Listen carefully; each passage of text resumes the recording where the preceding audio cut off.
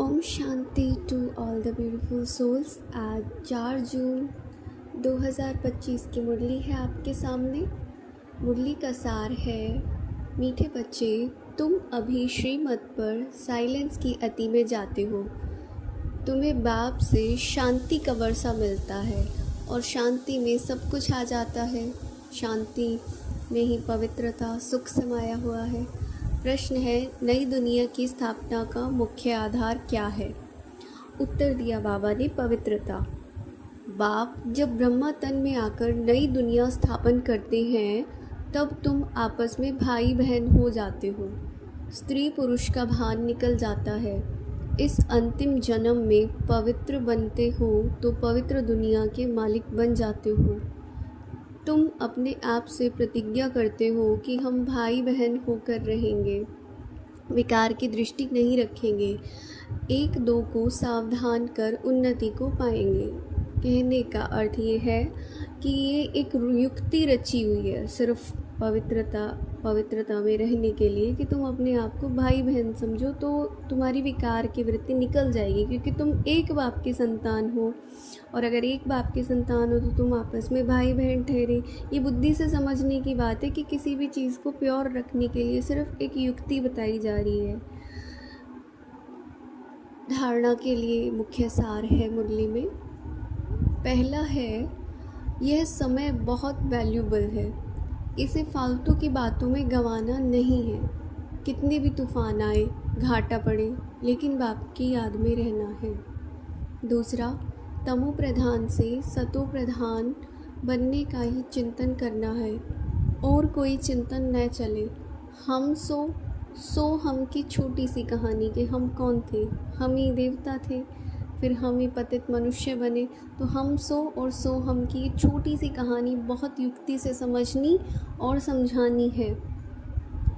वरदान है आज का, महसूस करेंगे सर्वशक्तिवान बाप हजार भुजाओं सहित मुझ आत्मा को वरदान दे रहा है।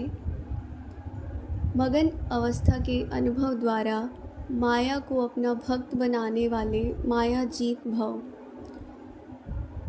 एक्सप्लेनेशन है, मगन अवस्था का अनुभव करने के लिए अपने अनेक टाइटल व स्वरूप, अनेक गुणों के श्रृंगार, अनेक प्रकार की खुशी की, रूहानी नशे की, रचता और रचना के विस्तार की पॉइंट्स, प्राप्तियों की पॉइंट्स स्मृति में रखो।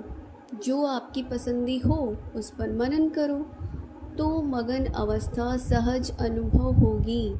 फिर कभी परवश नहीं होंगे। माया सदा के लिए नमस्कार करेगी। संगम युग का पहला भक्त माया बन जाएगी।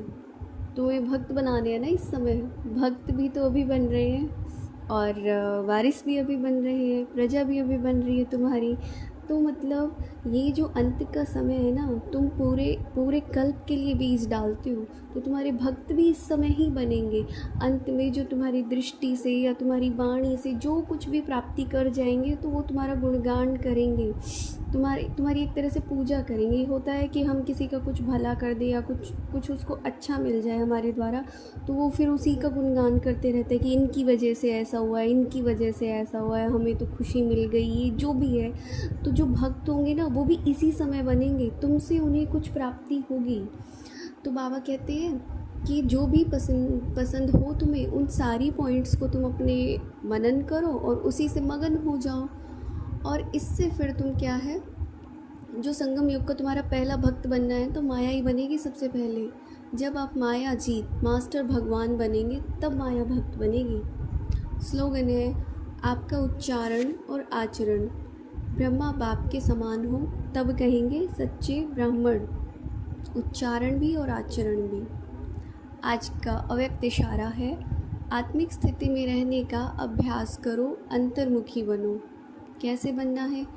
याद में निरंतर रहने का सहज साधन है प्रवृत्ति में रहते परवृत्ति में रहना। कि प्रवृत्ति में, घर गृहस्थ में तुम रहो, लेकिन उसमें रहते हुए भी वृत्ति उससे परे रहे। परवृत्ति अर्थात आत्मिक रूप। ऐसे आत्मिक रूप में रहने वाले सदा न्यारा और बाप का प्यारा होगा।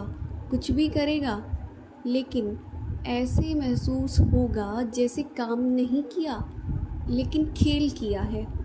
ये रूहानी नयन, ये रूहानी मूर्त ऐसी दिव्य दर्पण बन जाएगी जिस दर्पण में हर आत्मा बिना मेहनत के आत्मिक स्वरूप ही देखेगी।